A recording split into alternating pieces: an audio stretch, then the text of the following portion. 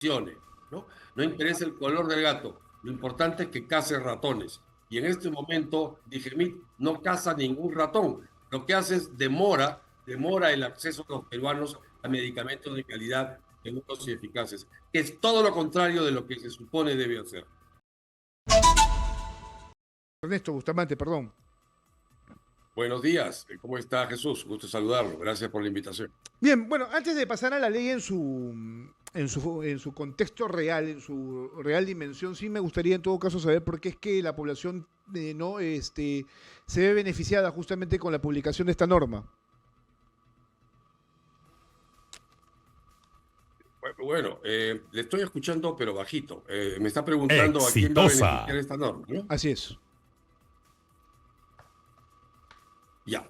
Bueno, esto va a beneficiar a todos los peruanos, a los millones de peruanos que en este momento no tienen acceso a medicamentos de calidad y eficaces que sean modernos, en el caso de genéricos que sean intercambiables. La norma realmente beneficia a todos. Bien, por un momento pensé que esto habría la posibilidad de que existiera un número importante de medicamentos genéricos intercambiables que ingresarán al país, pero va a ser de manera progresiva, ¿no es cierto? En principio se está partiendo por aquellas enfermedades calificadas como raras, huérfanas y el cáncer, ¿no? Que es una enfermedad bastante difícil de tratar y muy costosa también. Entonces, este es un primer paso para lo que se venga más adelante. La idea es de que estos medicamentos que han sido utilizados en otros países con alto nivel de eficacia ingresen al país sin mayor problema o restricciones burocráticas como lo hemos visto en los últimos años. Así es. Exitosa.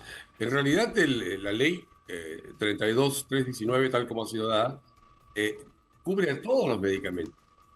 Inicialmente se proyectó esta ley como para que sea efectiva para lo que es las llamadas enfermedades raras, o sea, aquellas enfermedades de baja prevalencia y las enfermedades de cáncer.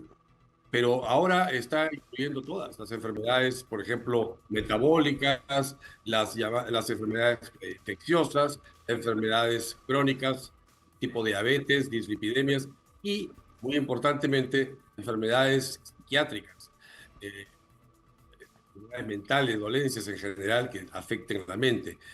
Entonces, ¿cómo se va a aplicar? Se va a aplicar en la medida en que haya demanda de, de expedientes para determinado tipo de enfermedades. Eso lo harán las propias empresas que se dedicarán a importar estos medicamentos. Pero en realidad cubre a todas las enfermedades. Eso es lo importante de esto.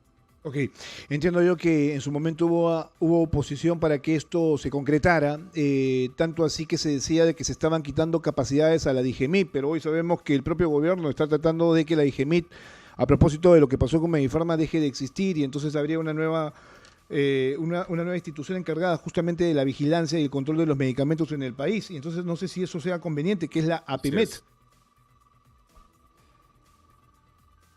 Así es. Bueno, no sé si Exitosa. se llamará PEMET o tendrá otro acrónimo o será otra. Lo importante es que se va a modificar Digemit. Digemit, como existe hoy en día, no funciona. Simplemente no funciona. No tiene el personal adecuado, no tiene los equipos adecuados, no tiene los procesos adecuados. Tiene que reformarse de manera integral.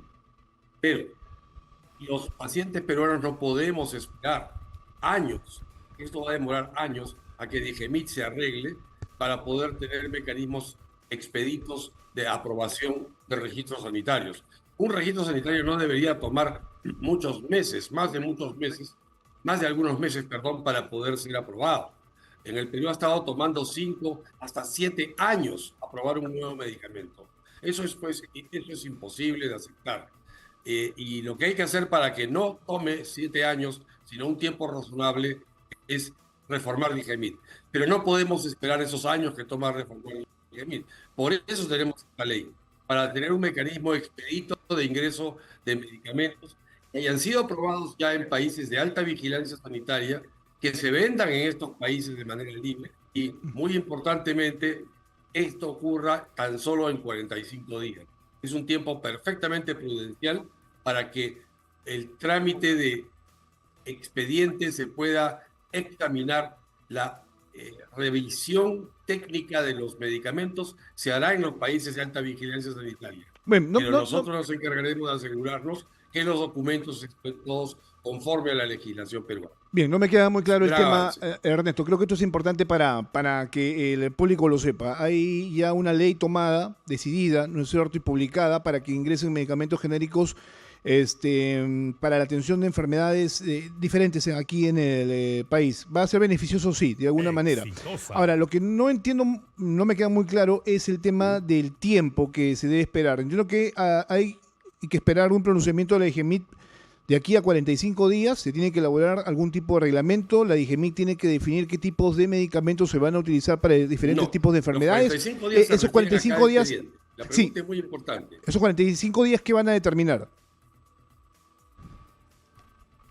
Ok, si por ejemplo se presenta un expediente y este expediente contiene todos los documentos necesarios, por ejemplo, el registro sanitario en el país de origen, el certificado de libre comercialización, el documento técnico internacional, los estudios de intercambiabilidad que se han hecho en el extranjero, el inserto en castellano. Una vez que está presentado toda esa documentación, DIGEMIT tiene 45 días para otorgar el registro sanitario. Si no lo otorga, tiene que hacerlo motivadamente. Y si lo otorga, pues el medicamento puede ingresar al país. Y si en caso no responde, eso se llama silencio administrativo, el silencio es tomado positivamente, es decir, al no responder DIGEMIT, se da por aprobado el trámite de registro sanitario. Pero es 45 días luego de que todos los documentos ingresan completos a DIGEMIT. Entiendo perfectamente. O sea, no hay ningún tipo de reglamento. Para cada medicamento. Ok, entonces no hay ningún tipo de determinación de medicamentos por enfermedad y tampoco la elaboración de ningún reglamento. Lo que tiene que pasar aquí es que ya se inicie el proceso de ingreso de estos medicamentos. La ley, como dice en su disposición complementaria, segunda creo, dice que no requiere, que es de aplicación inmediata, es decir, no requiere reglamento. Ya es ejecutable esta ley. Pero el Ministerio de Salud, como ente competente, es perfectamente libre de hacer un reglamento que le permita ordenar los pasos administrativos que permita que esto pueda llevarse a cabo, ¿no? Okay. Es probable que se haga un reglamento en cuanto a prioridades, en cuanto a tiempos, pero en cuanto al proceso en sí, pero es una facultad ya del Ejecutivo. Entiendo que lo que podría pasar es que se establezca algún tipo de línea, ¿no es cierto?, sobre la convalidación de estudios de eficacia de los medicamentos, ¿no? Y que se convaliden con los del extranjero, ¿no?, que están ya desde hace mucho tiempo con los requisitos que necesita la institución, que en este caso es DIGEMIT, ¿no? O sea, no tendría por qué hacerse una evaluación nueva, que es lo que antes se solicitaba. O sea, lo que además hacía engorroso el proceso de que un medicamento sea puesto aquí a disposición de la gente. Claro, lo que hacía engorroso, lo que hasta ahora hace engorroso el que un medicamento ingrese, es que DIGEMIT es ineficiente. Que, por ejemplo, sus trámites involucran viajes de funcionarios de DIGEMIT a países lejanos, tan solo para examinar si hay buenas prácticas de manufactura, por ejemplo. Y para tan solo efectivizar ese trámite, pues se demoran 6, 8 meses.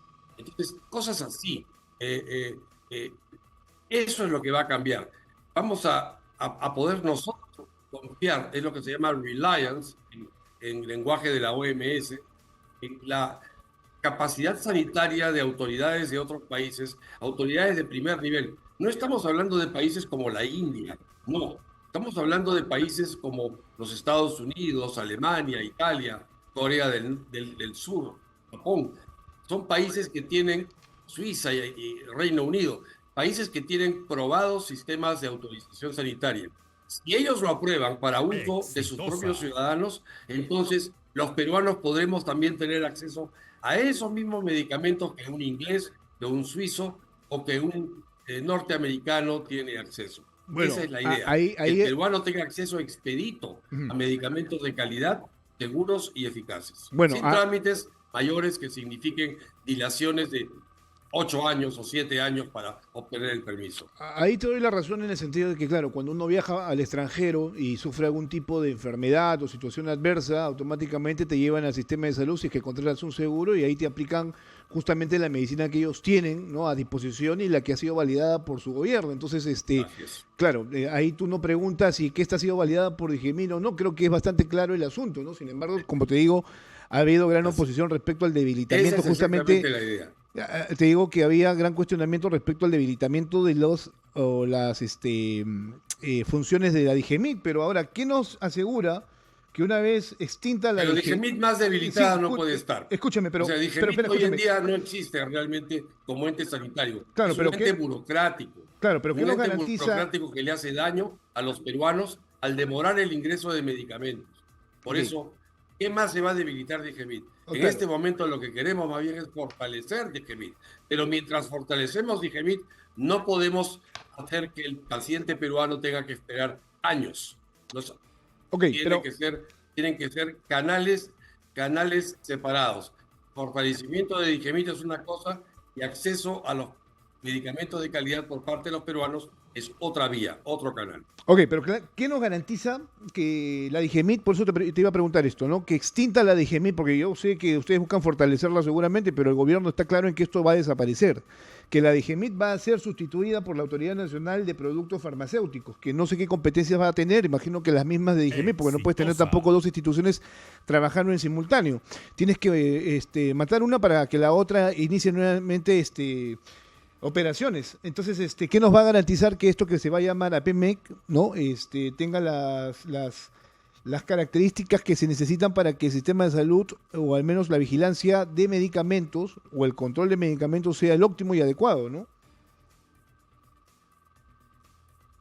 Ahora, Digemit no ha desaparecido, ni va a desaparecer mañana.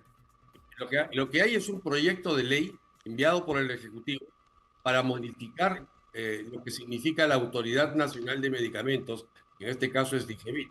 Se va a llamar diferente, tendrá una estructura de gobernanza diferente. Por ejemplo, el presidente de la institución no será un director general adscrito al Ministerio de Salud, sino será un funcionario autónomo que sea escogido por 4 años mediante concurso público. O sea, eso es lo que va a cambiar. Pero la función fiscalizadora de Digemit sobre, por ejemplo, los medicamentos que están en el mercado actualmente, lo que se llama farmacovigilancia, eso va a continuar con la antigua o con la nueva entidad. O sea, no va a haber un periodo en que quedemos sin autoridad sanitaria. Eso no va a ocurrir. Lo que necesitamos es fortalecer la autoridad sanitaria, reformándola, haciendo una cosa nueva que se puede llamar como sea. Lo importante es que funcione, ¿no? No interesa el color del gato, lo importante es que case ratones. Y en este momento, Digemit no caza ningún ratón. Lo que hace es demora el acceso de los peruanos a medicamentos de calidad, seguros y eficaces, que es todo lo contrario de lo que se supone debe hacer. Bien, perfecto. Ahora, esto le atañe directamente a la empresa pública y a la empresa privada, ¿no es cierto? El tema también tendría que ser más adelante saber Así es. el estimado de los precios, ¿no? Porque se entiende que es tecnología médica que va a entrar a un mercado que tiene ciertas características, ¿no? Uno no puede entrar, por ejemplo, de plano a comprar medicamentos de marca porque son excesivamente caros. Entonces tampoco es que tengas una alternativa demasiado barata si es que no te muestra algún tipo de efectividad. Entiendo yo que, para ser muy claros y para que el público lo sepa, un medicamento genérico intercambiable está prácticamente en la mitad, es decir, precio, calidad. Eso es lo que se estaba buscando, ¿no? Bueno, en realidad lo que se va a buscar es que haya más, Opciones. más disponibilidad. Que, por ejemplo, para una determinada enfermedad no haya solamente 3 genéricos y un producto de marca, sino haya, digamos, 7 genéricos y 2 productos o 3 productos de marca. El hecho de que haya más actores en el mercado, más jugadores, más productos, va a estimular la competencia, y lo que eso significa necesariamente que los precios van a ir a la baja. O sea, van a poder ingresar nuevos medicamentos de marca. Si se venden en un país de alta vigilancia y están permitidos allí, inmediatamente serán permitidos en el Perú, en 45 días. Lo Bien. importante es que el hecho de que haya otros medicamentos alternativos a los que hoy hay, va a hacer que los precios que hoy existen, que el de los medicamentos que hoy existen, bajen. así como los medicamentos que ingresen también sucesivamente al mercado peruano. O sea, no va a haber ninguna restricción a los medicamentos actuales, esos van a seguirse vendiendo, pero al ver que hay competencia, sus fabricantes o sus importadores estarán obligados, para permanecer en el mercado, a bajar sus precios. Bien, perfecto. Vamos a ver en todo caso cómo se desarrolla este tema que creo que es importante, sobre todo porque toca la salud pública del país y si hay mayores posibilidades de acceder a medicamentos con mayores capacidades en la atención de enfermedades en general, pues bienvenido sea, ¿no? Y como tú bien lo señalas, a pesar de los cuestionamientos, ya te abre un abanico de posibilidades. Antes de Exitosa. terminar, Ernesto, hay dos temas que me gustaría tratar, preguntas sencillas y respuestas rápidas, ¿no? El tema, por ejemplo, de Martín Vizcarra, Salvador del Solar y el propio Francisco Sagasti, no fueron inhabilitados en el último pleno por ustedes. Entiendo que no hubo el quórum, o sea, debieron estar, ¿no es cierto? Si tanto reclaman, ¿no es cierto?, por Martín Vizcarra y su prácticamente inhabilitación constante. Bueno, ya lleva dos, esta va a ser la tercera. ¿Qué pasó? ¿Por qué no llegaron a coordinar, a reunirse, a alcanzar los votos para que se dé esto, ¿no es cierto?, contra Martín Vizcarra, Francisco Sagasti y Salvador de Solar. Claro, en el caso de Salvador del Solar, lo que ocurrió fue que en realidad ya se habían vencido los 5 años. O sea, había ocurrido una caducidad de plazo y simplemente hay que respetar la Constitución. La Constitución dice que 5 años después del cese de un funcionario, de un alto funcionario, este ya no puede ser denunciado. Eso dice la Constitución. Y él dejó de ser ministro el 30 de septiembre del año 19. Ujú. 5 años después es septiembre del año 24. Entonces se utilizó argucias como que mira que la pandemia o mira que el interregno parlamentario, pero igual no llegaba sino a marzo. Ya, y estamos ahora en mayo, estábamos entonces en abril. Entonces, realmente ya había caducado el plazo en que se le podía acusar al señor del Solar. No obstante, los tres procedimientos, tanto para el señor del Solar como para el señor Vizcarra y también para el señor Sagasti, están en reconsideración. A Eso eso voy. significa que va a haber una nueva votación. Que como usted bien dijo, faltaba más o menos 30 parlamentarios en el recinto, sea conectados o presenciales. Y esos 30 no pudieron votar. Y ellos, estos tres funcionarios, exfuncionarios, se quedaron, Exitosa. digamos, libres de polvo y paja tan solo por 3, 4 o 5 votos.